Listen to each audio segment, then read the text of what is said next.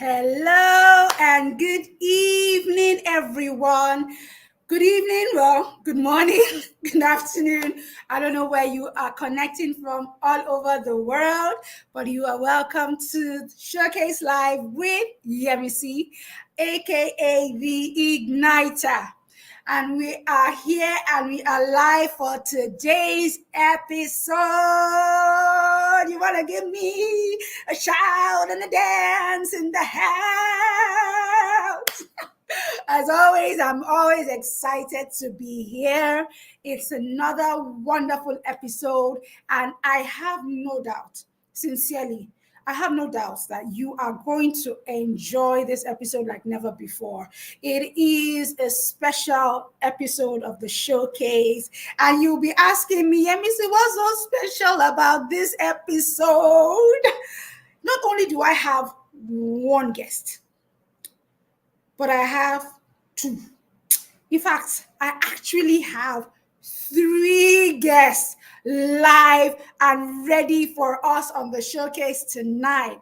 Today, the showcase is taking a different, format. It's not just one guest that we get to enjoy having them online tonight, but we get to have three wonderful people share their story in a different way. Now, they're sharing their story not as their personal story, but sharing a particular story. And the story that we are sharing tonight, we're talking about nurturing the heart, nurturing passion and purpose in your child. In fact, it's actually a how to nurture purpose and passion in your child. And that's what we are discussing tonight. We have three seasoned experts that will be talking and weighing in on this conversation. And I promise you, you are going to enjoy every single bit of it. Now, don't say to yourself, I'm not a parent. I'm not, a guardian. But guess what? As long as you have a child around you, or you have a teenager around you, and you are able to kind of speak into their life, you are able to influence their life, you are able to add value one way or the other. Literally, as long as you are a handler of a child or a handler of a teenager. And that could be even as a teacher, an educator, as a nanny, as even a neighbor, a next door neighbor, whatever form of relationship you have with a child or teenager, I promise you, being here tonight is going to be worth your while. It's not just about, a program for the parents, but it's a program for everyone that is a handler of children and teenagers. And that's why we're here tonight. That's why we are here today. And, we're talking about what we've always been talking about, children, or rather adults, discovering your purpose and all that. And a lot of times, you kind of feel, do children really have a purpose? Do children really, can they discover their purpose in life? Can they, make a difference in life? Can they this, can they that? But I sincerely would tell you that they do have a purpose. God didn't just create them for creating sake. And God did not create them to say, look, until you become an adult, then before you can discover your purpose. Guess what? Even in the very Bible itself, that beautiful book, we see stories of even children that were able to find a place in their purpose, were able to connect and find their place. And guess what? It's not only about the adults. Yes, most of us discovered our purpose, later in life. But guess what? It doesn't have to be so. You can, even as a child or a teenager, discover your purpose and begin to walk in it. Jesus was just 12 when he went to the temple, remember? Even Mary, I was actually surprised when I did a study and realized that Mary was actually between the age of 12 to 16 when she had that encounter with Angel Gabriel and when she actually gave birth to Jesus Christ. She was in her teens. She was a young lady, Daniel, David, there's so many of them in the Bible. And guess what?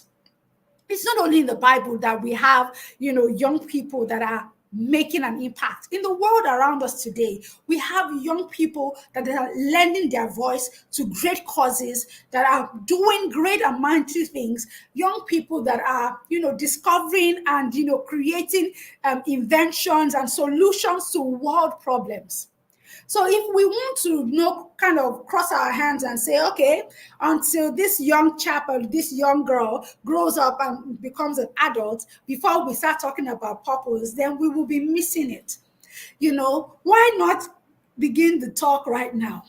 Why not begin to make that difference right now? Okay? And that's what we're talking about here tonight. We're talking about nurturing passion and purpose in the heart of a child.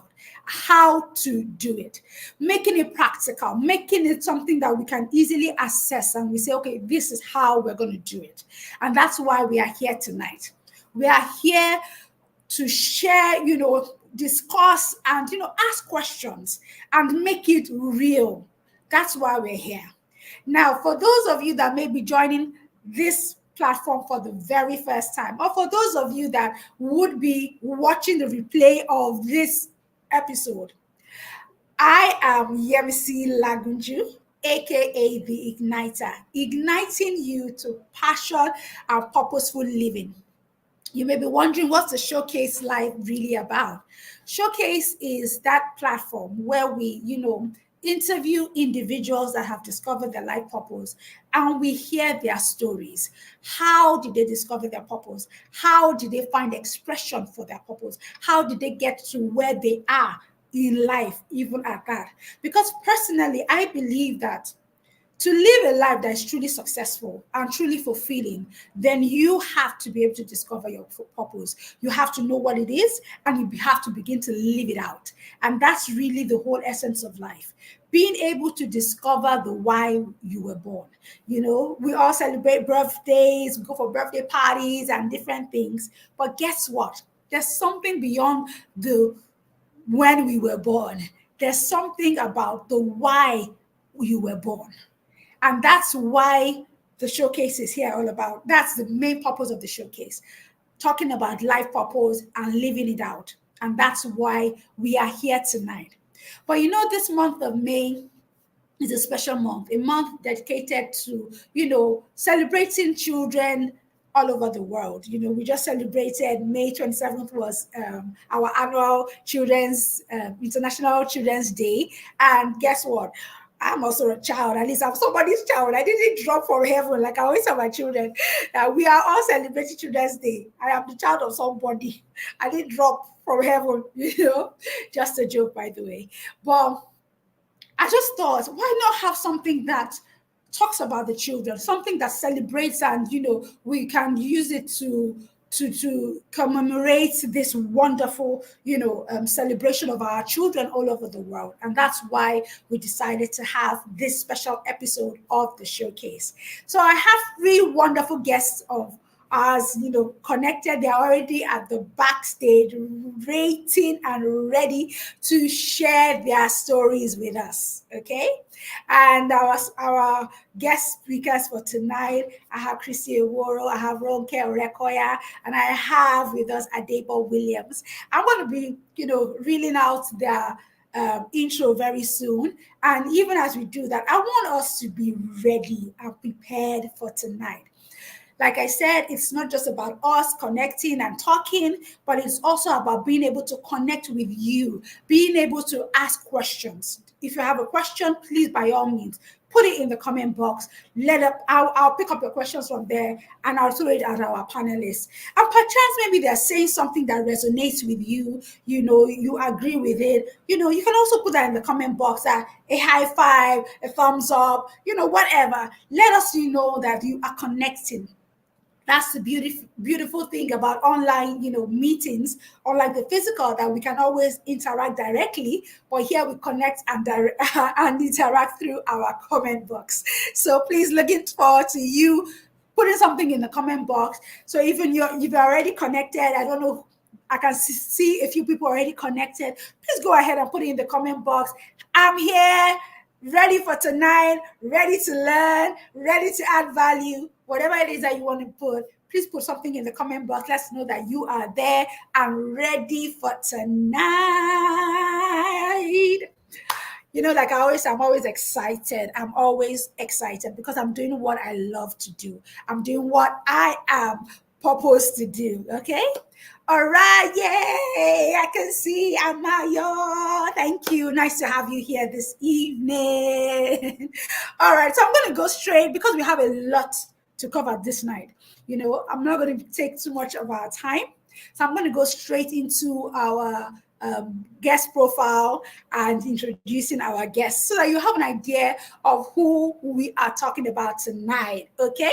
So I'm going to, begin to share our guest speakers' details. And I believe that even as we do that, you get to have a little more understanding and a little more information about who we have on tonight. Okay, so here goes. Okay, so tonight I have with us, wonderful, wonderful people that I have no doubt they are here to, be a blessing to us. Okay, so our first panelist for tonight is Christie Eworo. She is the visionary and convener of Hold My Hands Child Intercession, HMHCI, the vision which was birthed from her personal encounter in 2013, but gained expression after another encounter in 2021. HMHCI's vision is to birth hope, desire, pursuit, and fulfillment of purpose in the child through intercession. Its mission is to build and uphold godly character, influence, direct, imbibe values, focus, and the total well-being of the child. Christie works closely with a team of esteemed and resolute child intercessors who will not give up on any child that God has not and will not give up on. Hey, so our second panelist for tonight is Aderonke Orekoya. She is a compassionate and highly accomplished individual with a degree in biotechnology and a master's in public health. As a dedicated parent coach, she empowers families facing challenges. Her expertise extends to working with vulnerable children and adolescents, where she makes a positive impact on their lives and well-being. Her passion for child advocacy and public health continues to create a brighter future for those in need. She is also an entrepreneur, married with 3 wonderful children. So let's give it a hey. And to our third panelist for tonight, the only man amongst these great women is Adebola Williams. He is a highly experienced management consultant and legal practitioner and the founder of Oakland Partners Consulting and Oakland Partners Legal. Known for his balanced approach to consultancy, he combines hard work with passion for nurturing the next generation. Adebola is a respected authority on emotional and social intelligence, and he empowers individuals and organizations through his roles as a teacher, trainer, and developer.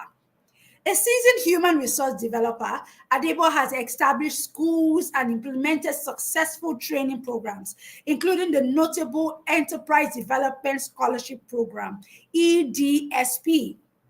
His enthusiasm for brain research allows him to integrate insights from human biological sciences into his practice, enhancing human potential. Adebola's dedication to empowering individuals and organizations significantly contributes to the human resources and capacity development sectors.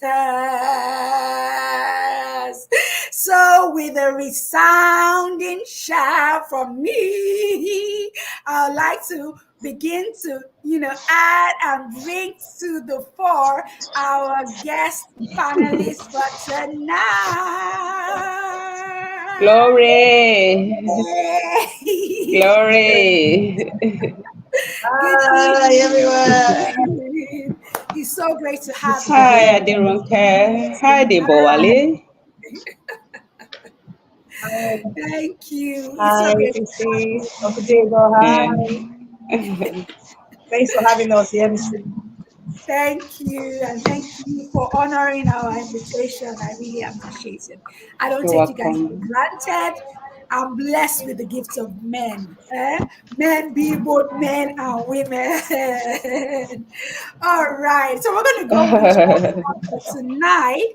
But before we do that, I would just like us to kind of, just share for like briefly, each one of us, 5 minutes as we can, briefly what, in a nutshell, what you think concerning our theme for tonight, how to nurture passion and purpose in the heart of a child. What do you think, speaking from your own expertise, from your own end, what do we think? What would you have to say to everyone this night? So I would like to take it in no particular order. So we can take it from Ronke, then to Christy, and then to our only gentleman in the house, Adeba, this night. So 5 minutes, everyone. So on to you. Okay, good evening, everyone.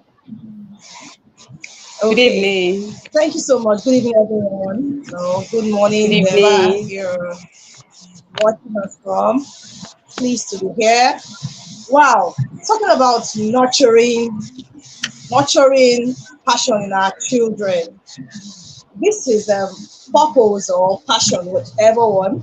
I'd like to start from the fact that before now, while we were growing up in the 80s, even up to the 90s, our parents were really after, oh, go to school, go get a first degree, so you come out from school, or you graduate, you go to, you get a job, and the job will give you money, and the money will help you buy a car, build houses, and just live life.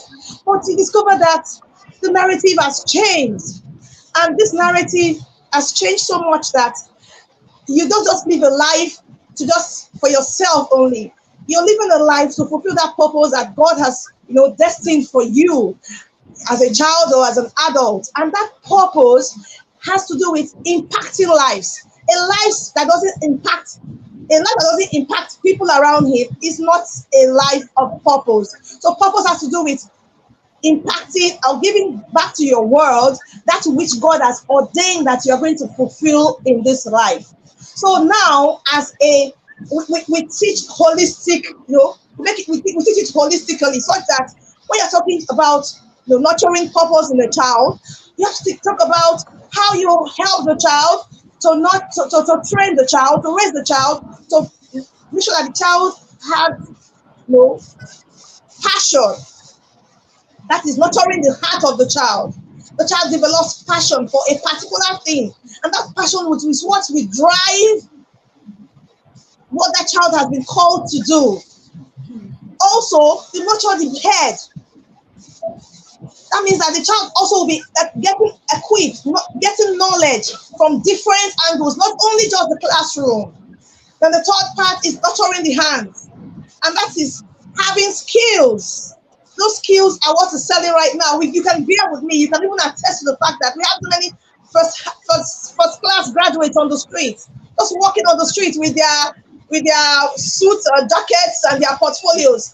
There are no jobs out there, but you see people that are having something like third class, second class, lower, and they are doing well. Even 2-1, they are doing well. They are doing so fantastically well because they have additional skills that can sell them out there in the market. Now, who wants to employ someone that just has a first degree? What does it? You need to have additional skills, and that is where purpose and passion comes into this discussion. So we have to look at, a child, a wholesome child. We parents have to nurture our children holistically. They are skilled. They have different skills. They have marketing skills. They have Christ as their foundation. A life without Christ is a life of crisis, and that is the first part, because you as a parent have to first of all go to God to ask God, this child that you've given to me, what about this child? He's the manufacturer. You don't buy a telephone without going through the manual to know how it's going to be used. So you ask God, what about this child? What exactly do you want? How do you want me to nurture this child? And God will show you a picture. He will teach you how to go about it. So I think in summary, we need to go beyond the normal things. Life has gone beyond that. I hope I shared a little. Thank you Yeah, for your thank time. you so much. Thank you for that. All right, Christy, please, can you go ahead?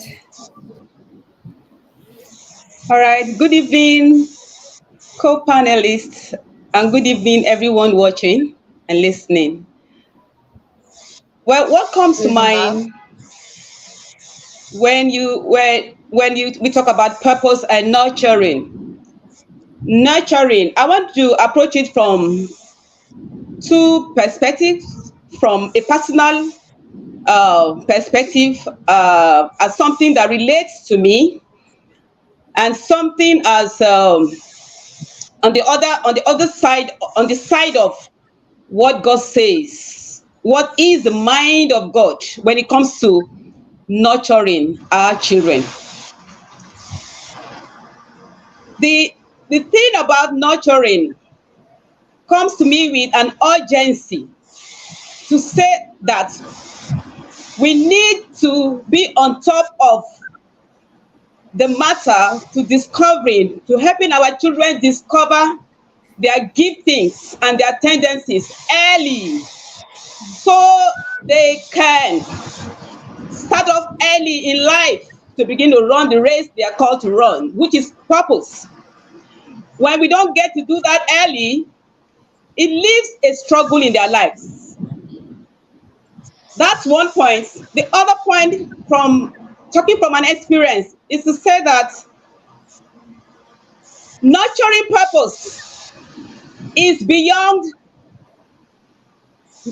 is beyond we must have an accountant in the family. Is why my child must go for accountancy.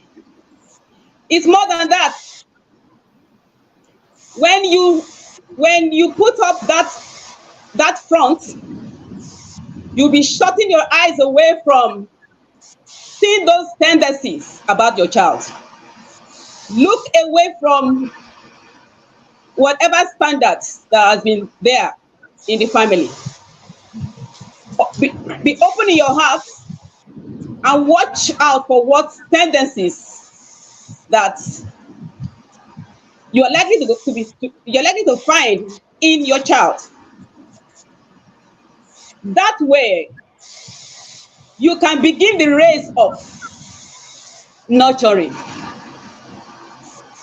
Yes, because when you watch out for those tendencies, the natural tendencies and the spiritual tendencies are there, inherent in them. God has put them there. It's not left for us as parents, as custodians, to, in the place of prayer, like as an intercessor, we pray that God will help us discover those giftings in them. So when we see them, we are able to discern and say, this is that, this must be this must be a prophet in the making, this must be this in the making, this must be a fashion designer in the making, this must be this in the making. And then you begin to deploy tools to nurturing them through training. Watch out for trainings that are relevant to their tendencies. So it helps you save your money. Yeah, because you ask the child to go up to go do accountancy, and the child comes out and is feeling like, I feel I'm nowhere. I feel I've not started something. I've not started anything. I have been there. So the child begins to, because purpose has to do with what is inside of you. So the inside is calling for, who am I? There's something about me. This is not me. Do we understand? So we can begin to nurture when we begin to discover those giftings. So something about that has to do with my personal experience, and then purpose and nurturing. One of the scriptures that is key to us is it's what we have in Psalm 144 verse 12, and it says, "Then our sons in their youth will be like well-nurtured plants." So we see our children being compared to plants, and you know that plants, for plants to thrive, you've got to nurture plants to thrive.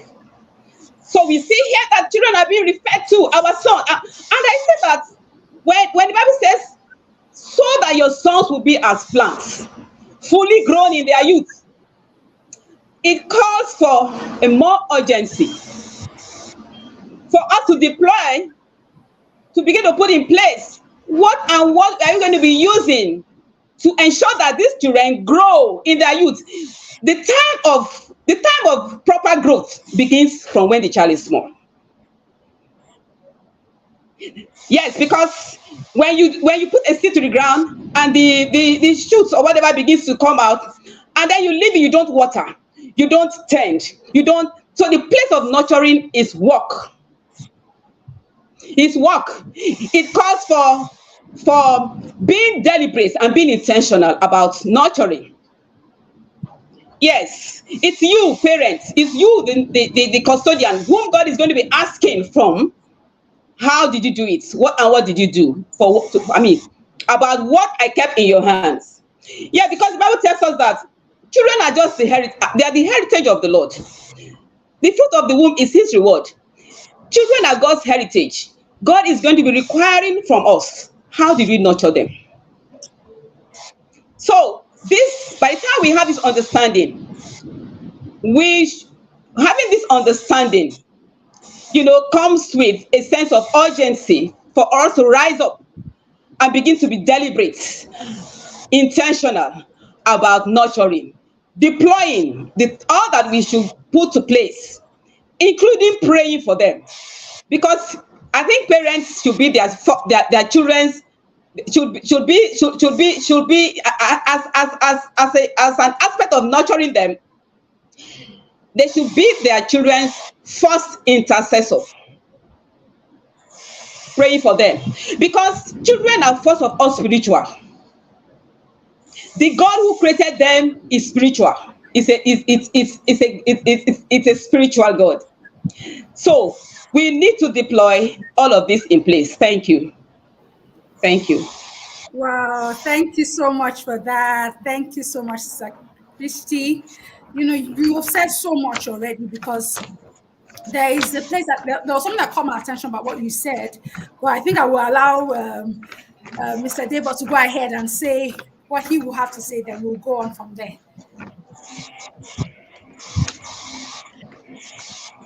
Okay, is it my turn now? Yes, it is. Okay, thank you. Okay, all right. Yeah, good afternoon, everybody. Well, probably evening right now. And I want to welcome everybody who is on.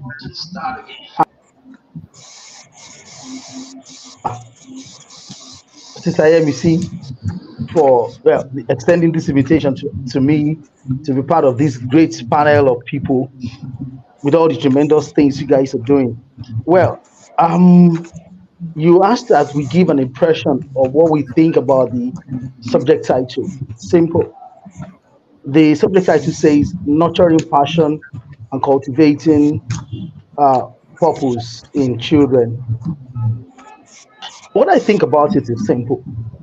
I believe that to nurture passion, there's probably, first of all, a need to discover what that person, that child, is passionate about.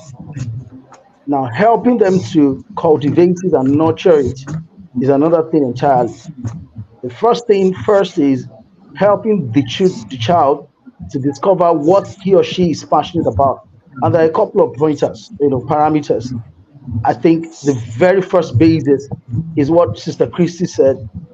the parents or the guardian or the person that has oversight over that child or those children are the very first set of people to intercede on behalf of that child or those children so that God can guide them in guiding the children to discover their passion. Now, passion usually is an indicator of where purpose lies. And if you put this in perspective, you help the child by interceding for them. Intercession is very, very key because, recently I got seriously educated about intercession. And intercession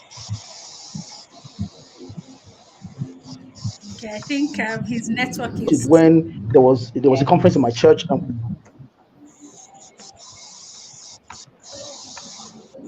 Their okay. first responsibility, there was a call coming in, so I just cut it off. All Their right. first responsibility, yeah, thank you. Their first responsibility is to ensure that you are praying for those people. Now, prayer would lead to a whole lot of discoveries. Prayer will lead to a whole lot of guidance. When passion, is discovered, then the next thing for the parent to do is to give that child or those children different kinds of exposure. And there are indicators. There are some things that could help in terms of how do you and what do you expose this child to. See, parents can guide children to, into different exposures, like pointers like teach them to use the word. And when I say teach them to use the word, I start with using the scriptures, Bible. That's the first thing. Secondly, using words again in another form, as in using language as a means of developing capacity for expression. The truth of the matter is that the point of that cannot be overemphasized. I'm not going to go into details now. Then the next thing is that expose them to physical activities. Sport is one key part of that. Exposure again can also, from that second level of the word, of course, it will help in reading, it will help in communication. Now, the next level is sport. The other level is another indicator, which is exposure to figures. And another level is exposure to musical talents. See, if you take cognizance of all of this, starting from word to word scriptures, word letters, and then exposure to physical activities, sports, exposure to mathematical notations, exposure again. I mean, there was someone that developed a whole concise concept of what is called multiple intelligences, and there are a total of 8 of them. Part of the other things you could expose your children to discover purpose is exposure to nature, exposure to spatial distances and stuff. You see, all of these things empower different innate abilities in children. At the end of the day, you will discover that at a point in time, the child would seem to get fixated on some particular thing. Some of them will be fixated on a particular sport or maybe one or two other sports. When you start watching them perform that sport or train that sport, you will discover whether they have talent for it or not. And then you will discover from the talent whether they are really passionate from these things. Purpose is not far off from the things you expose them to through some of the indicators. And there are so many more indicators. I don't want to go into all that detail right now. So, but like I said, you start with intercession, pray for them even before they were born. They are conceived. Pray for them when they're in the womb. Pray for them when they are born. The prayers will begin to guide you on where to start.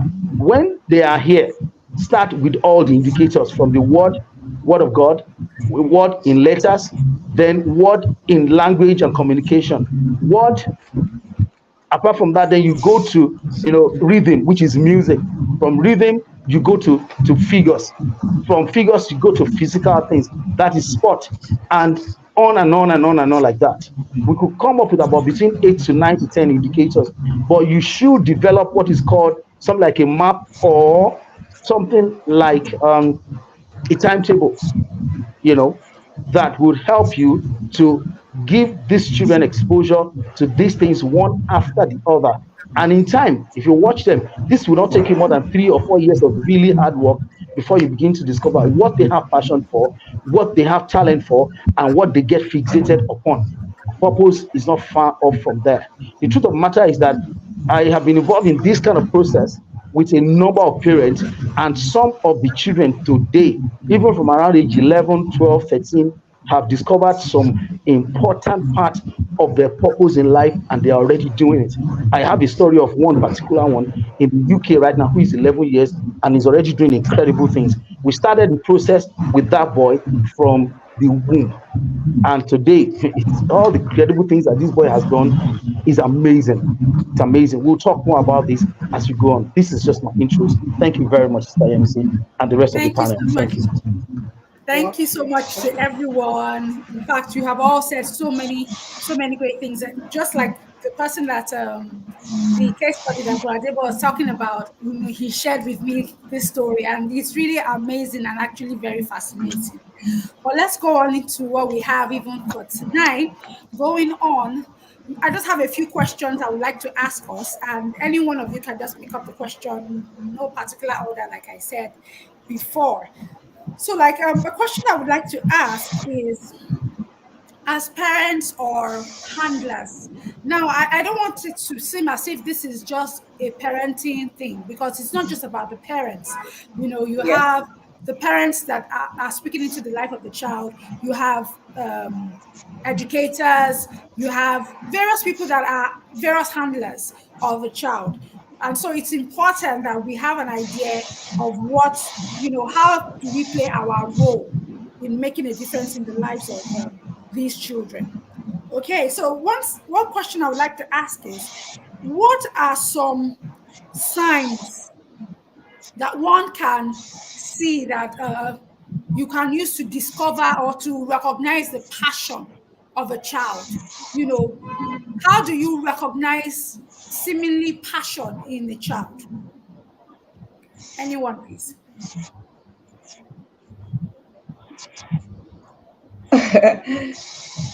Let me just say something little. Can I go, please? You know, some children, I know a particular like child. Say, okay. Okay, so Mrs. Christie is already speaking. Then after her, you can go ahead and hello, talk. are we there? Ronke, Christie was already talking. Then you can go ahead and say what you have to say after she's done. Well, it's like at Fisky is okay. I think you can go ahead. Like, I don't know. Okay, go ahead, Ronke. Okay. Like, I could hardly hear you again. Okay. From my perspective, I would like to say that one of the things that we as caregivers, nurturers, teachers, child handlers in all dimensions is that we need to understand the temperament of each child. We are all dynamic in nature. We have different temperaments. The way God has created you and I is unique.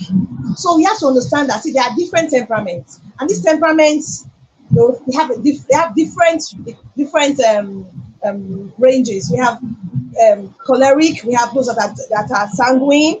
The choleric is the people that are very, they are domineering. They are tough people. They like to be people of their game. Sometimes the perfectionists. The sanguines are those that are all over. They're always, joyful, happy people.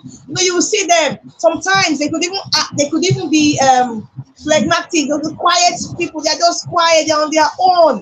We also have the melancholy. Those people, so they're also on the quiet side. So you have to understand that, this child, this.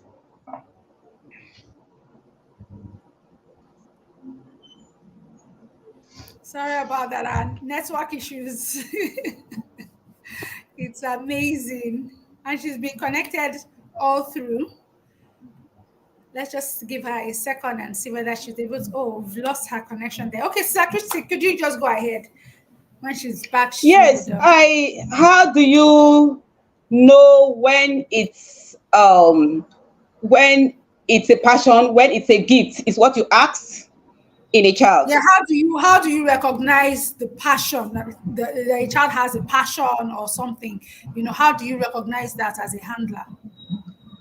Okay, whether you're a parent, whether you are a teacher, whether you are an educator, I mean, you can always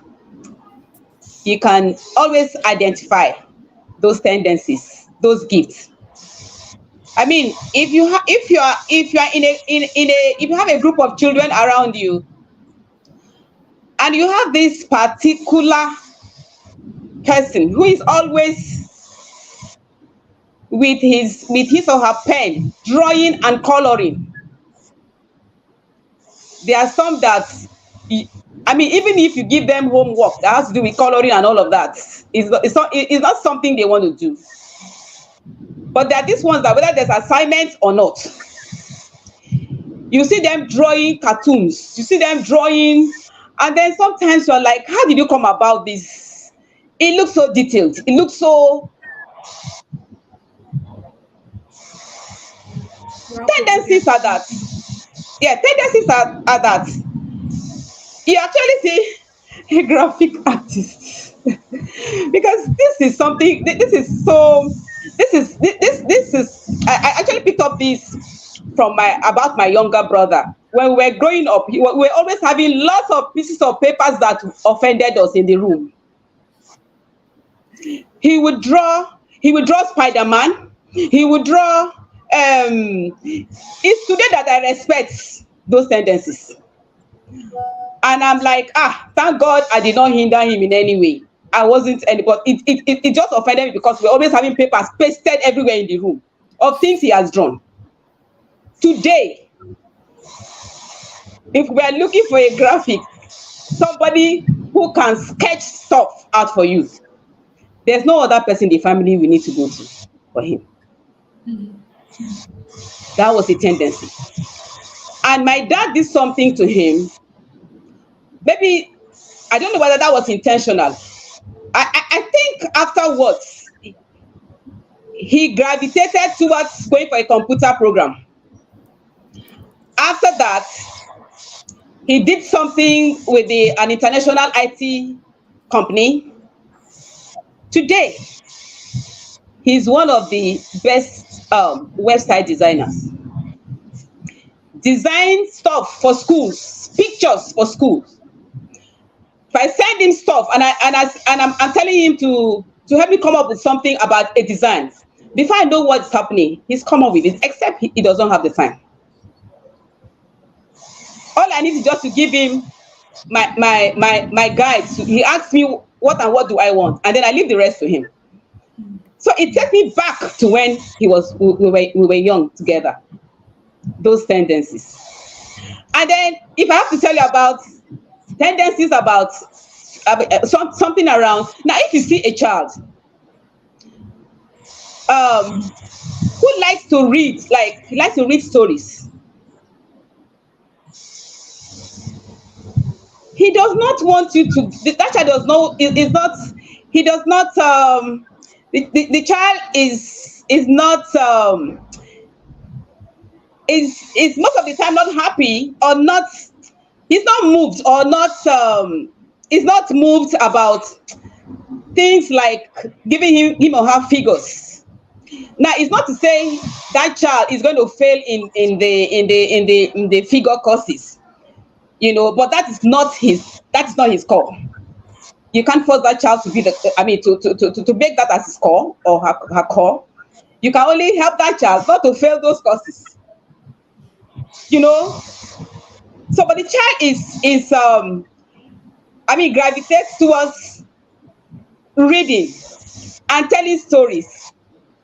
You may just have a public figure in the making, tell stories, and he or she does not necessarily have to be a talkative.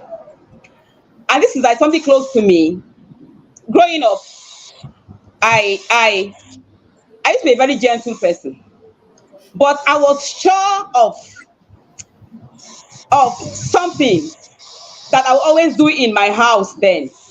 When the adults have finished reading their newspapers, whatever information they got from the newspaper that was the current news at that time, whatever when they dropped those newspapers, and it became a raw material for me, because I loved to read those stories in the newspapers as reading to broadcast.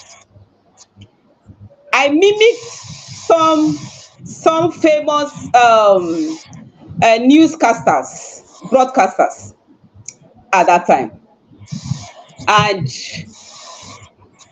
my parents did actually saw all of those things around me, but that was me.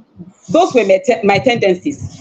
Now, so if you see any child around gravitating towards this kind of thing, you will know that this child, you can't be singing to that child that he should go and apply for medicine someday in the future.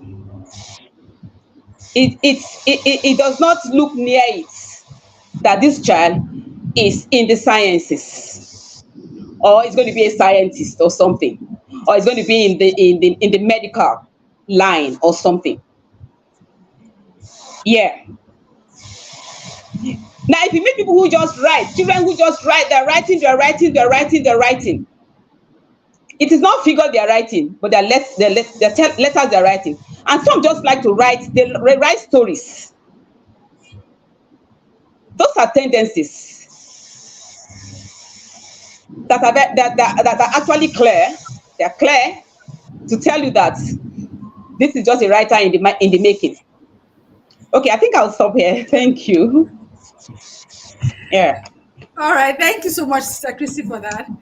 I knew, Sister Aderonke, you were actually saying something before. I don't know, do you two want to say, or she has covered what you wanted to say? Okay. Yes, don't mind the network. I don't know what happened. Okay, I was talking about understanding the child's temperament, and I mentioned the 4 basic types of temperament. Another thing is need to know again is the child's learning style. We need to learn the dominant learning style of the child. I like to give an example with a kinesthetic learner. A kinesthetic learner is one that, like I told someone earlier today, that they can learn, they can be on top of water, stand on top of water, and they are learning. As in, they can be doing some kind of, they could be very distracted, though, but they are all out and about. They are always, they are restless. They are restless. So that kind of a child, for instance, that kind of a child is a child that, like as Christie said, you cannot tell that kind of a child to go and start studying, to go and be reading. The child is not calm enough to read. Recently had a little bit of challenge, and I have a kinesthetic son, and he started having some challenges in particular subjects. And the teacher says, "Oh, he's too restless." And I tell her, he's a kinesthetic learner. And the kinesthetic learner, they have their strengths. For instance, if I have a kinesthetic son or a child, most of the time they have skills. They can learn. You have them to harness those skills in music. Sometimes they are very good athletes because they have that energy. They are highly energetic. But that we need to help them to balance some of those things, because you have to be good in all your subjects. You cannot be good in one area and not good in the other area. But they are really very good, and that brings me to other points that we need to learn to nurture these children's passion, because you have to know that child. I talked about the understanding their temperament. We have to come close, be available for that child. These days we have a lot of absentee parents. I've been there. I was there before, so I understand what it is. Availability. When you are close to that child, you take time out to know that child, hear that child. That's what that aspect of communication, not just listening to that child, but listening attentively. Sometimes the child can even be a talker. but you'll be able to listen to that child intrinsically. You know what that child is talking about, and ask some questions. So that day I was asking my son, "Oh, what would you like to be?" He said, "I like to be an architect." You know, he was not talking about things that are kinesthetic learner. They like to draw, they like to do so many things. And from there, he was like, "Oh, they like to be a robotic engineer." Because I tell you, the skills that these students and even the jobs that they will do in the nearest future, they're not even yet, they've not given birth to them yet. Now, see what AI is doing. So good on it that you tell a child that, "Oh, you must become a medical doctor." You must become a this. Even some skills that one has. Some people from their bedrooms, they are making 6 digits with just simple skills that they have. Do you understand? So you need to understand, ask some pertinent questions. Let that child talk to you, and you will know that what that child has that passion for. Another thing is that we need to learn to build empathy in these children. Empathy. Empathy is one thing I discovered that is missing in our generation.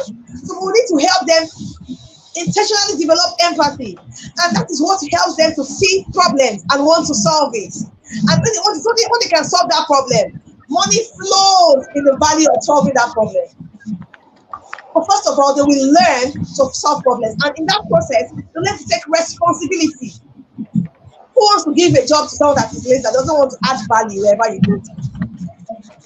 So that is another point I have. So you need to learn to give them opportunity to be responsible, to take responsibility, even from as little things as being, helping out. See somebody carrying something and helping the person. Because of these values, they are being eroded right now. We need to learn to bring those things back. So you cannot just be there. You see an elderly person standing up, you are sitting down comfortably. No, it doesn't work that way. So we need to help these children and expose them to different skills. I like what Uncle Debo said, musical skills, teaching them cooking skills. Cooking skills, you'll be shocked at how cooking skills can help these children, learn what they can be passionate about. Cooking is a skill that has so many skills involved in it. If you are not patient, you cannot cook. I'm sure my mothers here that are here on this call, you know that. If you're not creative, you cannot cook. So it helps you to learn to be patient. You have to stay with that food, otherwise the food will get burnt. So it helps to build focus also. It even helps to build self-regulation. You cannot say that, "Oh, I'm angry, I'm not in the mood," you will not cook. You'll be there and make sure that you see that thing through to the end. So I think there's so many things that we need to talk about, but we don't have so much time to talk about it. But as we go, I think that this thing will be unwinding. Thank you so much. All right, all right. Thank you for that. I think that question has been, dealt with well. But a question that I would like to take from there is, okay, we're talking about, okay, how helping the child to discover how do you recognize the child's passion and everything.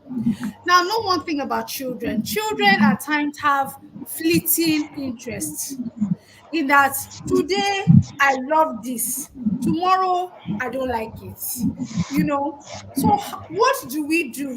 Where you think, oh, I have recognized my child's passion, and then tomorrow the child is like no longer interested.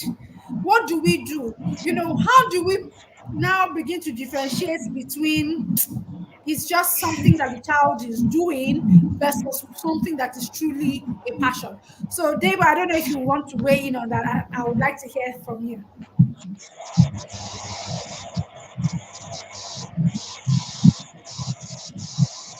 Oh, sorry, we can't hear you. I don't know, maybe you're muted. Okay, yeah. Yeah, you're fine now. Oh, network, imagine. Hello, ma. Can you hear me? Yes, we can hear you now. Can you hear me now? Yes, yes, yes. My We can mic hear was you. muted. Okay. You talk about fleeting interest of children, attention span, deficit, and all of that. Today they like something, tomorrow they like another thing.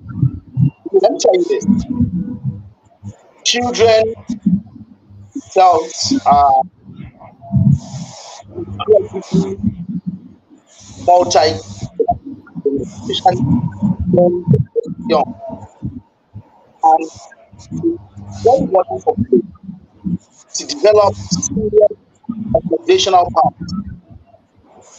Do you get at the conclusion that the child is a star musician because he goes to do a teenager in musical performance? That's why it's important for parents to learn to read. Talk about right now. Someone already talked about in the chat. What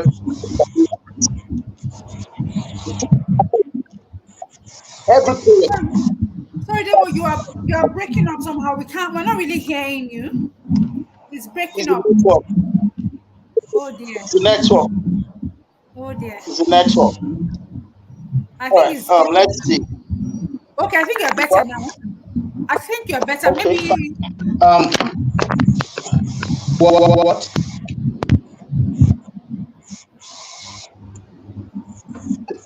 Can you hear me now? Yes, I think it's better now. Hello? Yes. We can hear you. We can hear you. Okay, fine. Okay, very well. I want to talk about the parental observation. You see, the parent, the guardian, the childminder, either in school, either in church, either in any social group that they belong to, they have a key role to play in terms of observation. And what is that key role is that at every point in time that the child is growing, there will be several things that will come, to the attention of the child. And it wouldn't be every one of them that will resonate with the child's mental development in the same manner. Where parents should be calm and not get themselves worked up is the fact that you will see this child develop interest in various things as they go. But you see, where most parents get it wrong is the fact that many of the parents or guardians or minders or whatever they are also do not actually have a developmental plan in place for the children. Now, we have, first of all, the responsibility to observe them keenly, to listen to them very keenly as well. Like Sister Aderonke said, you need to also take particular attention to documenting everything that you see in terms of responses, in terms of how the children respond to certain things.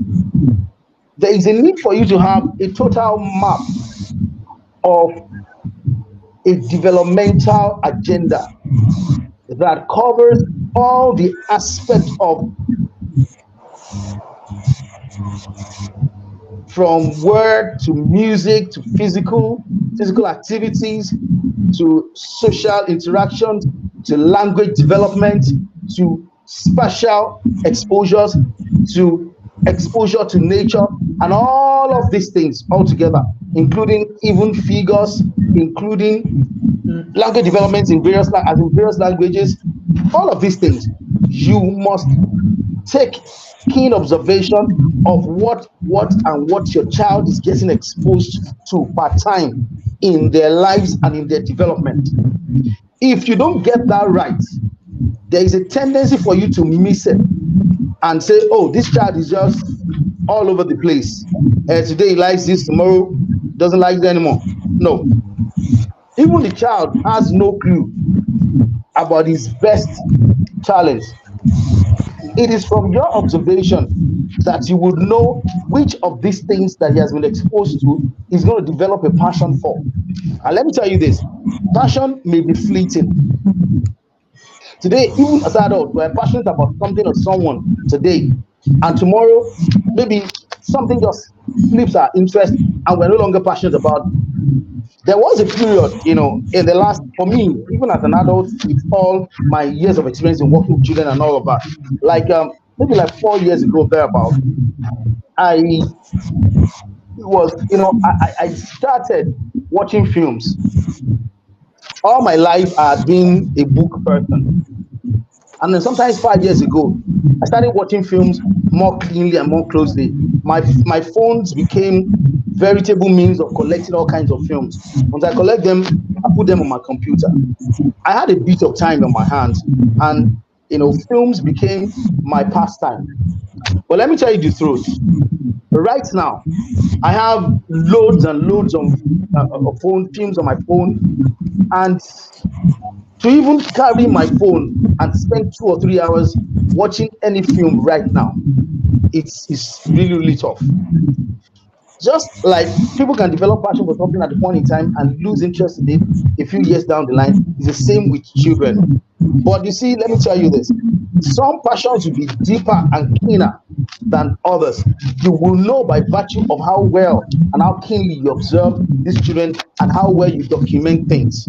Now, take for an instance, if you take a poll or if you take a time map of how much time your child is spending on a particular thing per time, you will be able to know how much of, let me just give the example of that boy we're talking about.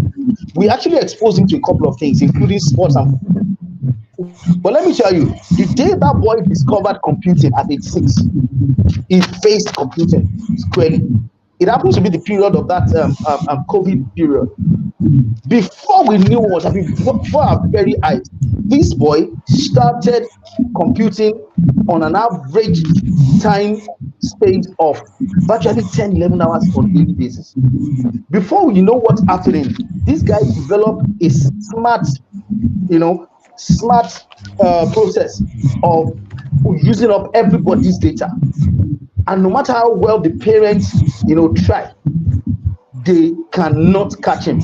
When they are deep in slumber, after working hard all day and they are tired, this boy will find a way to wake up. And by the time you wake up to catch him, he has gone 3, 4, 5 hours on your data.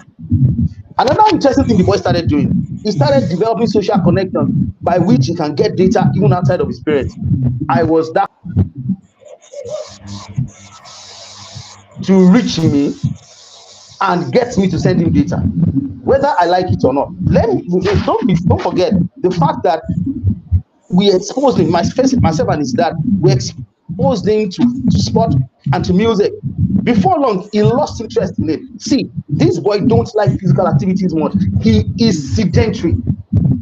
He will sit down for 10, 11 hours coding and coding and coding. In 3 years, from age 6 to 9, this boy learned 13 programming languages. 13, all taught by himself, to the point that he even got proficiency certificates in all of these 13 programming languages. Today, he's doing incredible things in the UK, and he's just 11.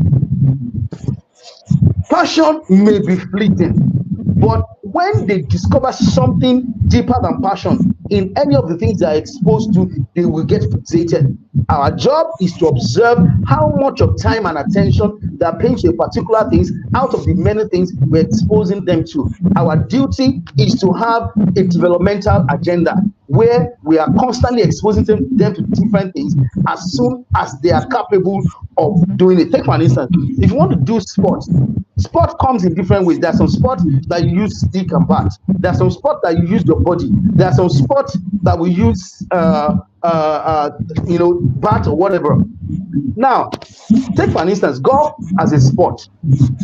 An average child cannot hold a golf stick until they are probably age 4 or 5.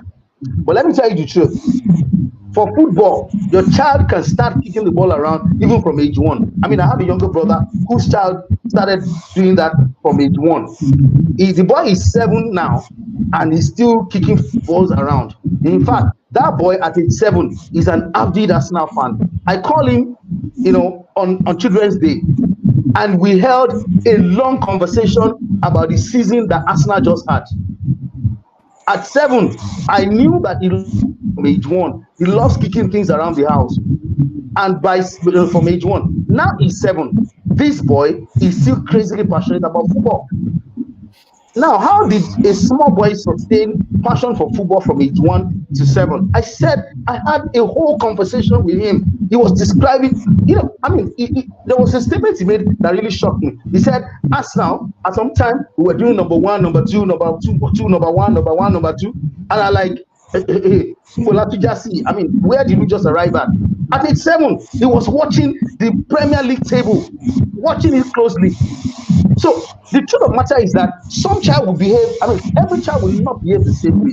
Your observational power and your modus operandi of how you observe them will help you to discover which one they have passion for and which one do they have sustained passion for. Once you discover the one that they have sustained passion for, because of the amount of time that they are spending on it, because of the amount of energy they are putting into it, because of how long or how much the resources that that thing requires and how they are using ingenuity to get the resources that that thing requires to keep it going, you will know which one they have sustained passion for. And when their passion for it suddenly dissipates, do not question it. Do not trouble yourself. Keep giving them more exposure to different things. Before long, you will find what they can sustain their passion for. And then once you notice that it's a look, now today, my friend is not confused about what the passion of his son is. They know it is computing. And every resource today is being poured on computing resources to ensure that or or operates. Thank you very much. I would like to stop for now. All right, thank you. Thank you so much for your response on that. I would like to say something that one of our viewers has actually put it in the comment box. And in summary, what she's saying is this, that it's a lot of times she's speaking, and I think she's like an educator. So she's speaking from that end that she has noticed that a lot of times parents, they'll kind of, if a bit of exposing the child to one thing or the other, maybe a new skill or something, the child's real and natural innate abilities and tendencies would get overshadowed by what the parents want them to do. And to the point that the child totally loses interest in what that other thing that they wanted to really do in the first place. Such that now become their parents' dreams and everything that becomes a reality. How do we, because it's a thin line in, oh, I'm exposing you to this so that you find out whether you have a passion for it, and then overly, kind of overpowering the child's real desires, such that the child now begins to says, oh, I really love this. This is what I want to do. I mean, we even see this on a daily basis, especially even when it comes to children that are more like kind of a bit older. When it comes to picking a career, the parents are start telling, maybe parents are doctors, and they start telling you things like, oh, medicine is this, medicine is that. Before you know it, by nature, it's natural for the child to say, okay, I also want to become a doctor, because the child has grown up in that environment where medicine has always been everything. And really, at the end of the day, the child takes up the course, does it, becomes a doctor, and years down the line realizes it's not really what I ever wanted to do. It was because my parents. So how do we draw? It's a thin line. I don't know if you get, if anybody would like to respond to that. It's a thin line. How do we balance it? Yes, I would like to respond if you don't mind, because I think it dovetails my last comment. Okay. Can I go ahead? Yes, please. Okay, very fine. You see, I like that person's comment because I went to the chat and I read it.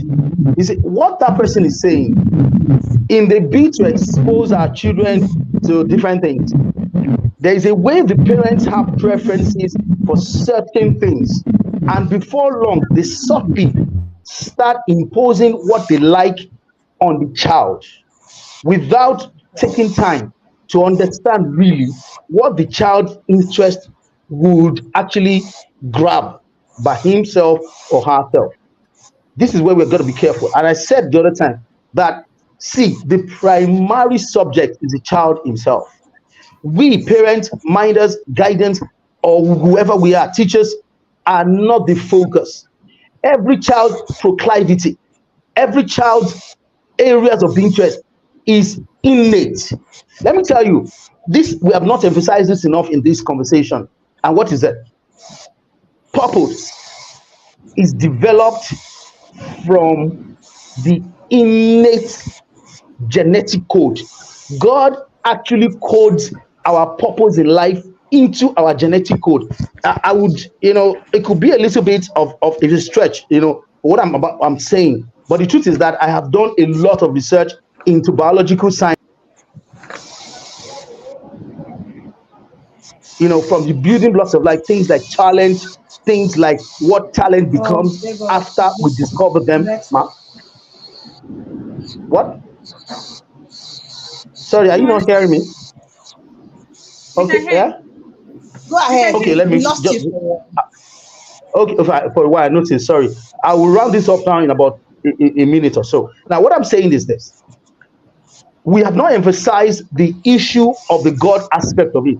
Purpose in life is a God spot, and how God, used purpose to connect us to Himself is actually most of the time our purpose in life is bred into our genetic code. I found out that by my long study of biological sciences into human capital development, I discovered that what a child is going to become, because God, is the owner of purpose and what their life assignment is going to be, He codes it into our genetic code. Let me tell you this: it must be a process of discovery for the parents, for the minders, and for everybody that minds children. What your job is to continue to give that child different kinds of exposure. Let me tell you the truth: whenever anything appeals to that thing that God has coded in the child's genetic code, let me tell you, they will get fixated on it. They will put all their passion, all their attention, all their time, all the resources they can get into it. Before you know what's happening, that is where that guy will put his life work on top. And if you do it right on time, and that exposure comes to that child on time, and that thing kicks in within him, within his genetic code, you will discover that child will discover his purpose quicker than some other person. This boy that I'm talking about is a perfect example for me, because today he's on a trajectory and a path of life that is already set at age 11. And it's the same for every kind of child. Your job is to give them exposure to different things. Watch them, observe them, take note. When they get to the one that resonates with what is inside, that God had coded into it, they will stay there. You would not have to wonder again. Say, waiting, be this one purpose or interest in life. That's my comment. Can I say something, Yemisi? Yes, please go ahead. It's been on my heart to say that we do not have to worry about children having fleeting. I am done with that comment. Fleeting interest, fleeting passion. Our job, there's no on the final note, let me just make one last comment. Our job in this regard is a job, it is almost like a passive job, but it is an active passive job. Observation is our most important role. We give them exposure. That is where the active one comes in. We actively take them to go and watch football, actively take them to go and play football in the weekend, actively take them to judo class, actively take them to music class, actively expose them to mathematics. Let me tell you, when the child gets exposed to the one that resonates with what God has coded in his genetic code, believe me, that child will be asking more and more for that thing. Oh, daddy, take me to music class. Daddy, take me to music class. Daddy, take me to music class. Daddy, I don't want to go and play football. I don't want to go to football class. I don't want to, because music is what God has coded in him. Music is what is where his purpose lies. Music is where God is taking him to. The day he gets exposure to music, that is the day we start shouting music, music, music, and nothing else but music. I told you we used to take that boy to go and play football at weekends. The boy was lazy with football. He will play for 10 minutes and he go and sit down. He's tired.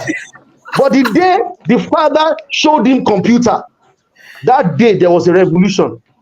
Within a short period, we all got it that this boy computing in life. And you know what? Because he is naturally sedentary, and he has motor skills. His hands are always very, very busy. He has a capacity to sit down for long. He has a capacity to hold conversations for long. When he's building something, King will engage you for hours discussing that thing. His brain can, another part of computing is mathematics. King is very logical in figures. It's amazing. Every other thing that we notice about him, the skills align. All right. Thank you for It's that. alive. All right. Thank you Pleasure. so much for that, Debo. Over to you, Sir Christie. You were saying something. I think because of the network lag. Yeah. Yeah, so sorry Yes. about that. So that we can also No get her problem. own opinion about the topic. Yes. Yes. I've had it on mind to air my views, say that we should not be troubled about the fleeting Interest. passion, interest of a child. It's normal Ah, because you do not give birth to a child, and the child does not drop from your womb and begins to walk in the specific of of of what the child has been called for. A clear example is the story of how God asked that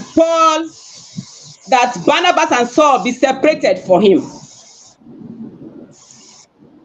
The Paul and Barnabas had always been, gone about life normal. There was, of course, something they were doing, something they loved to do, and it's possible that other people also noticed that, oh, there were certain things that Paul and Barnabas were given to doing, but it came to a point in their life one day, as we found in Acts 13 verse 2. The Bible says, while they were worshiping the Lord and fasting, the Holy Spirit said, set apart for me Barnabas and Saul for the work to which I have called them. Is that to say that they've never done any work before? But this is the specific coming at this point of their life. Now, it's not to say they've never handled any work that anybody likes to do, that anybody was blessed.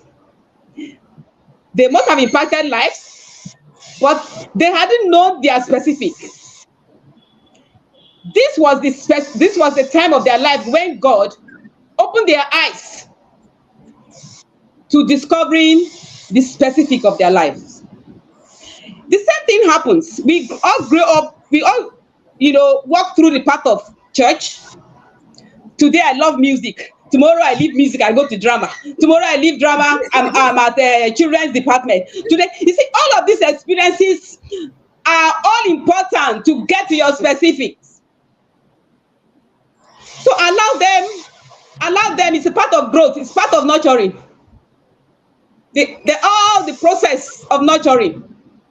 When you go and put a plant somewhere and you find out that this thing is growing, is like, okay, it's growing here today, tomorrow they said the soil is no longer maybe something. Okay, let's remove it, let's move somewhere else. Your child is going to land somewhere someday. It's all the path to purpose. It's all the path to discovering purpose. So allow them. I have a nephew who at some point they will always take a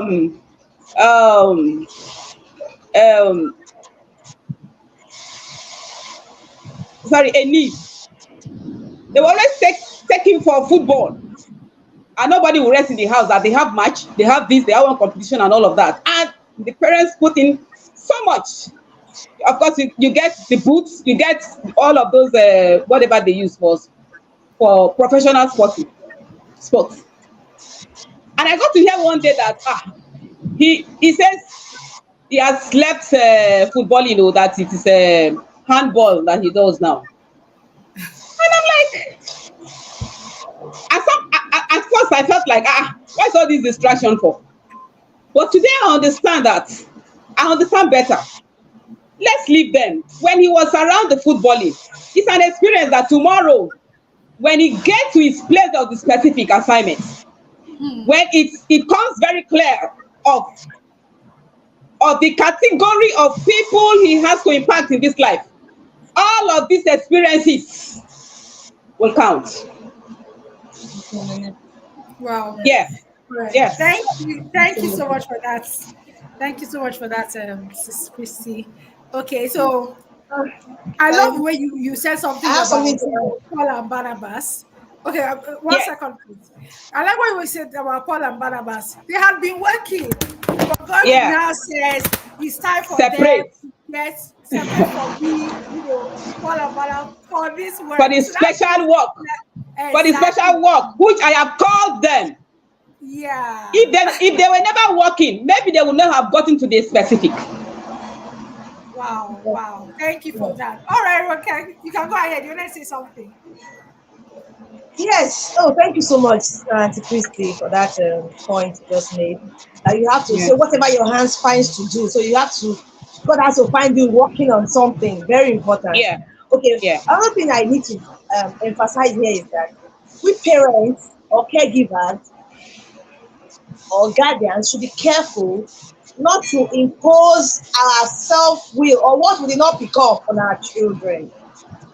We yeah, discover that over time that, okay, for instance, maybe your desire as a parent was that, oh, you want to be a medical doctor. And somehow in life, you're not opportune to be a medical doctor. So somehow you desire one of your children will take on this profession. So you'll be doing everything that you must become a medical doctor. And that child may not want to study that course. I've even seen situations whereby the children will go for that course and say, yes, I've become a medical doctor. Daddy, have a certificate. I did it for you. A very good yeah. You're right. I am a clear example. example comes to mind. Comes to mind. Yes, you are. The Yeah, example is this young man. Like, he's a lawyer. His name is Fowles. His name is Fowles, and it came to mind. And I like now he's a lawyer. At the same time, he's not, is he working? Is he doing? He's a musician now, making his money from music. Is he a medical doctor or a lawyer? Because his parents wanted him to be, that profession. But I want to tell you that whatever he's doing, I'm sure that experience and that certificate that he has must be helping him do well in that profession. That he will not be experiencing things like duplications and all that. And that also brings to mind my own personal experience raising my children. I have two children that are in the university right now. My son, he was not doing well in secondary school. I call him a late bloomer. And this got me very worried.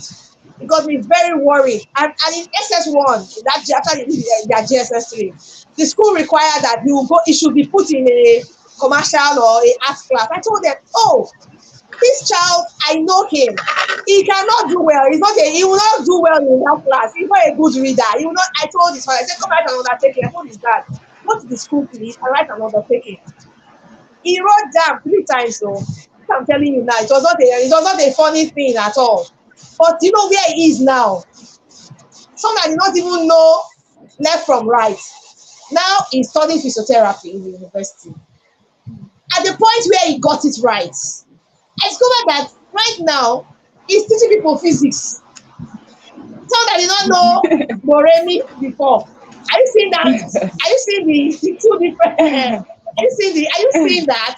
So we need to be very patient and yeah, allow God, and children should also go through their process, because sometimes yeah, we should be careful not to push these children too hard. yeah. Number two, my daughter that was the calm person that I thought that this one she will study medicine.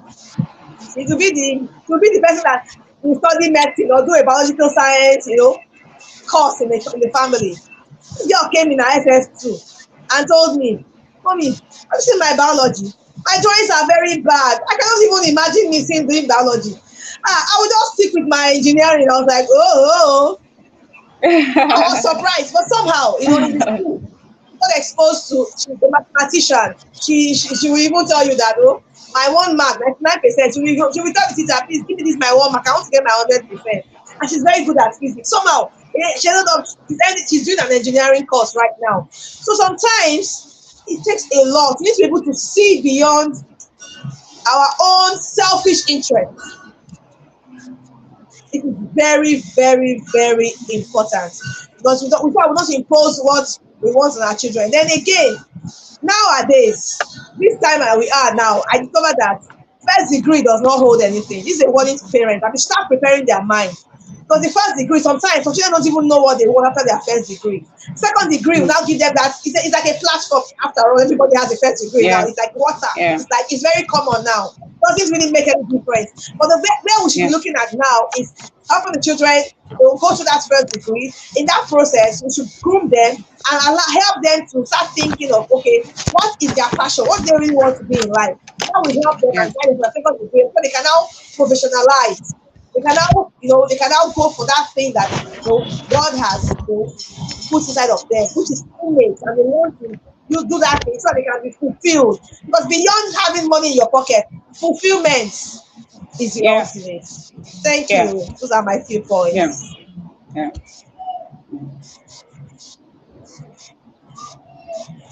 And CMC is on the call. It's like the network is failing us again. My Wow. laptop just decided to do its own. Sorry about that. Sorry about that. Those are the downside of online. All right. Anyway, I wanted to actually ask a question, and I think Ronke has gone ahead to answer that question already.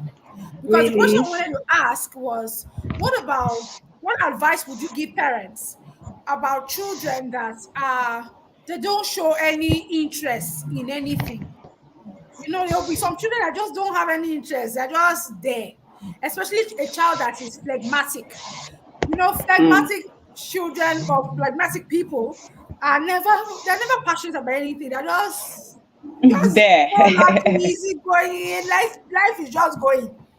But I think, like Ronke has said, speaking about her son, that he was like a late bloomer, but a time will come when they will get themselves together. So it's I think you have kind of answered that question. Another thing. Yeah, okay, please go ahead. I can add this to it, Nancy. I like to add that this time and age is the time when we need to expose our children to mentors. Mentorship is a cheat code, and that actually helps children. Different mentors, and they'll be able to connect. Yes, it's a cheat code. They'll be able to connect, and they'll run along. They'll tag along. So it's not a time that say, "Oh, let me have your bedroom." I keep saying this. Your bedroom is too small to raise your child. Wow. Talking about exposure, you need to learn to let children have that mentors to be their teachers. Like my son, he actually got it right was that he told me at a point. Well, before that time, without going to boot camps, they've been telling him so many things. Exposure. At the point, he told me, "Mommy, I want this person who was his school provider then. I want him to be my mentor." I was like, wow, coming from him, and that was how he sucked into that person's spirit, and he was able to he saw himself that if person can do it, I can just enter this, I can just latch on to this person, and he saw himself being that person that he desired to be. That was the game changer. So let's expose them to mentors. Let them expose them to different, taking them to boot camps. So many things. It's beyond you. Your bedroom, I tell parents, your bedroom is too small to raise your child. Wow. It's a lot of investment. Parenting is hard. It's hard. But we have to let children are hard. It's hard. It wasn't easy. Going through this process for me it was really hard. It's really hard. In fact, at the point I was like, wow, what's happening to this boy? No, I am resting. In fact, this is my popping season. But I don't need to be following them up where they are. So parents, I can tell you, you're following them up. Are you studying? Are you this? But I can tell you, to the glory of God, they are doing well where they are, but they are cutting it for themselves and for themselves. Thank you. All right, thank you for that. Well, we are about to round up, because this is a longer, broadcast as a usual 1 hour. This is already like an hour and a half. But before, I'm going to ask us in the next 1 or 2 minutes to just go ahead and, just give our closing, takeaway. But I just want to ask will I put it this way? If you can give 3 practical tips. 3 practical tips could be both of you. I guess Debo has been kicked out, network issues. I'm sure he'll be back very soon. But I just want 3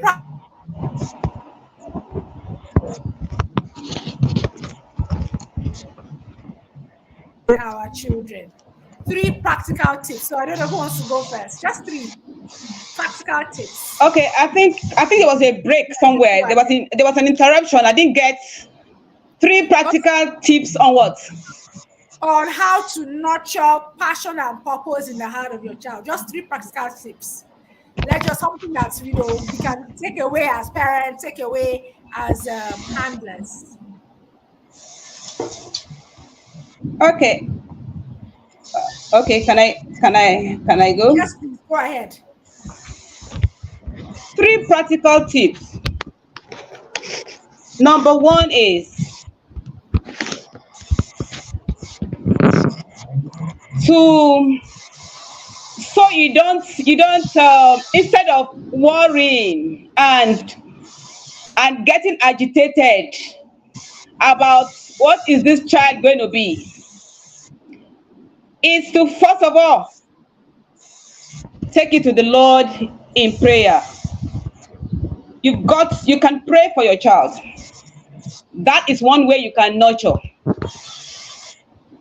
Yes. It's like watering a plant.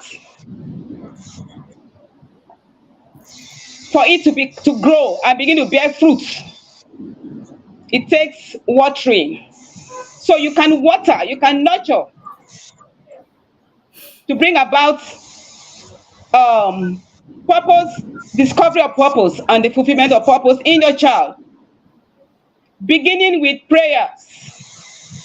That's why I said from the beginning that the child handler should be the first intercessor of the child, because the child is first of all a spiritual person, and then created by a God who has his spiritual principle for why that child exists. So it is to connect with the maker of that child, number 1. Okay. Number 2 is to expose that child to training. Number 3 is, please, this is heavy on my heart, give your children all the support they need, emotionally and otherwise. Don't shout at them saying, I have been spending so much. If you cannot contain the fact that you have been spending so much and you're not getting something commensurate value for it, I think there's something better you can do than shout on that child, because there are a lot of damages you'll be doing. What if the child is flake and you do not even want to come to terms that the child is flake and to take it easy with that child? So if the child is not forthcoming with what you want to see,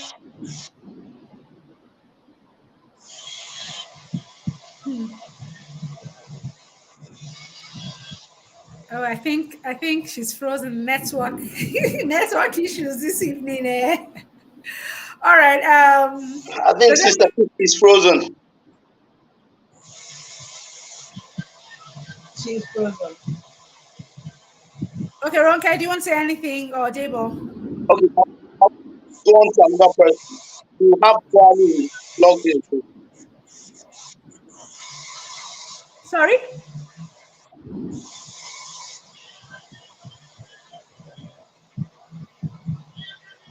Okay, basically, I think the network is really not helping out right now. But what? Can I go? Can I go? Yes. Are you hearing me? Yes. Okay. I'm hearing you. Yes. Okay, like I said, in conclusion, the tips I'd like to give to share with parents at this junction is that parenting is first about you. To nurture a child, you need to work on yourself first. And working on yourself means that we need to be first emotionally intelligent, because this process that we are going to take these children through is something that we need to develop a lot of emotional intelligence to be able to study them at every phase and every stage they are going through. So if you're not emotionally intelligent, you may miss out. Instead of you carrying your frustrations and your issues and your allotness and point on your child, the child is innocent. We need to take ourselves out of the picture. So you need to be emotionally stable and be emotionally intelligent. Parenting is first about you. So work on you. When you are okay, the children will be okay. That's the first thing. Number two is that let us seek opportunities. We've mentioned a lot of them here to expose our children. Your bedroom is too small to raise a king or a queen. The third one is that we should teach our children empathy. There is a solution that they've come to this world. God has brought, God sent them to this world. There's a problem they've been called to solve. So if we can just teach them empathy, they will carefully see those problems and they begin to solve it, they will fulfill destiny. Thank you so much. All right, thank you.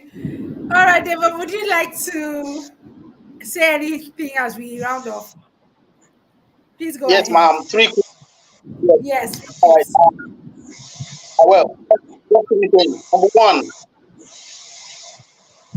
when you see your child ready for purpose, learn to listen to them more.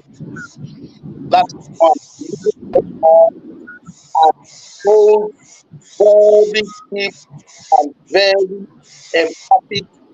Think Stella mentioned you need to learn to become the friends to holding spaces that actually regulate the emotional intelligence.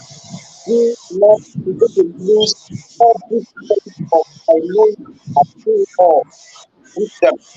Because the truth is that once you discover purpose, you will learn to master them more faster and quicker and deeper than you will ever know.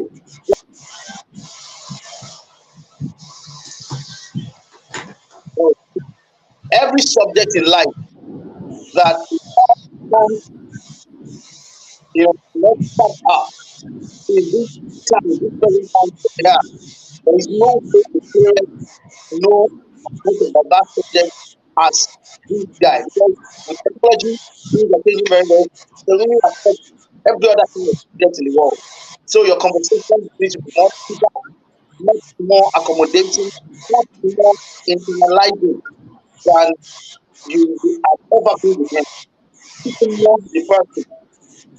Number two is that try to show him the best kind of connection that relates area that you are not people so that it can help him to become connected to people who could help him become what he ought to become in life.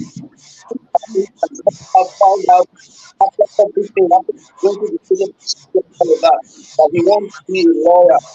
Start talking to lawyers that you know so that you can probably start doing volunteering with them so that the exposure to learning that skill will help him to build a social network, help him because the truth is that the two major things that are better predicted in success in life today that we live in are a combination of emotional intelligence and your social network. If you have the most beautiful products in the world and you don't have the network to sustain and buy it, you are not going anywhere. You're just going to be your own person. The thing I'm going to talk about quickly is that you see, every person in development is like a product in development. There will be need for times of improvement, times of thinking. So at every point in time, try to be the person to help the child to review his pursuit of purpose. Review, review, review. So I think are conversation, social networking, and reviewing is part to the process of his progress in the pursuit of his destiny through purpose. Thank you very much. Wow. Thank you, thank you, thank you, thank you to every one of our panelists. I don't know, I guess one of our panelists network has probably bumped her out, but she has said a lot. Thank you so much, Ronke. Thank you, Deba. Thank you, Christy. You have all said so much. And the truth of the matter is that I know that we have only, how will I put it, kind of, touched on the surface because this topic is Scratch not the something that we've only barely scratched the surface. There's so much more to go into it. But one of the things that I know that personally that I take away with this is to create an enabling environment for your child to discover their passions. And how do we do yeah, that? Expose them to different things. Expose them to different things. Don't be limited. Where you were not exposed to one thing, don't say because that is all. And that's why, like Ronke said something that your bedroom is too small to raise a child. Because your own limitations, your own thinking, if you want to raise a child based on that, then you will limit that child. And that's why it's important that we expose them to so many things. And one of those things are the things that are right behind Ronke right where she is. Books, books, books. Expose them to books. Expose them Yeah. to resources. And by the way, everyone, she is a bookstore owner. She's loaded with so many books. So if you are interested, you can always reach her. She has a bookstore called Christ My Helper, and you can see she's loaded with so many books. Adebo is another person that, in fact, he does what we call Adebo Speaks. He's a speaker. He's a brain trainer. He does so many things. So to every one of you, I would say, if you want to reach out to any of our panelists, you can just reach out to me. I would be able to get you their details. There's so much. And to Christie, she runs, like I said, a child intercession group. And it's a very, very viable and very powerful team. I sincerely must say that. Because there is a place of where you do all the physical that you can do, but there's a place of where you are able to hit it on spiritually, where God helps you to be able to navigate and help your child to reach their destination. And so it's so important that we are praying. So if you by chance, even as a parent or a handler, you want to be a part of that ministry, that group, to pray the heart and the mind of God concerning a child, and not just your child, but even children around us. Because whether we like it or not, our children will interact with other children. They will interact with other people. And there's nothing like being able to pray and have the right set of people around you. So if you also want to be a part of that team of intercessors, you can always reach her, through me. I will give you the details and everything. So to every one of our speakers that are here tonight, I want to say thank you for being a part of tonight. Thank you so much, Roke. Thank you so much, Dabo. Thank you so much, Christie. I know we're going to have to round off because of the time now. And just, a round off this night. Thank you to everyone that has been a part of this broadcast this evening, this episode. Indeed, like I said, we have barely scratched the surface. There is so much, so much. But, we will see how we're going to continue this conversation even beyond here. And also to everyone, let's keep an eye on this space. Sometime in July, we're going to have, during the summer holiday, I'm going to have a coaching program for our children to be able to begin to help them to discover their purpose. There's also a place where they also are able to come to know themselves and come to know their passions and their, the things that move them, that they are passionate about and all that. And tell you what, we'll be having something sometime in summer. The date has not yet been set, and definitely don't worry. As you keep your eye on this space, you will be informed. You will get to know how it's going to go down. So to everyone, I just want to say once again, thank you so much for your time. Thank you for being a part of the showcase tonight. And if perchance you are catching up on the replay, please go ahead, put hashtag replay and put in your comment. Let's know what it was like I want to get a feedback from you and know what it was like for you tonight. So to everyone, I just want to say a big thank you once again to all our audience and to all our panelists. You guys have been awesome. Till we see again next month. Oh, well, not next month, this month, the end of this month. Till we see again this at the end of the month for another episode of the showcase. I'll say to every one of you, keep living life purposeful by design. Love you all and take care. Bye.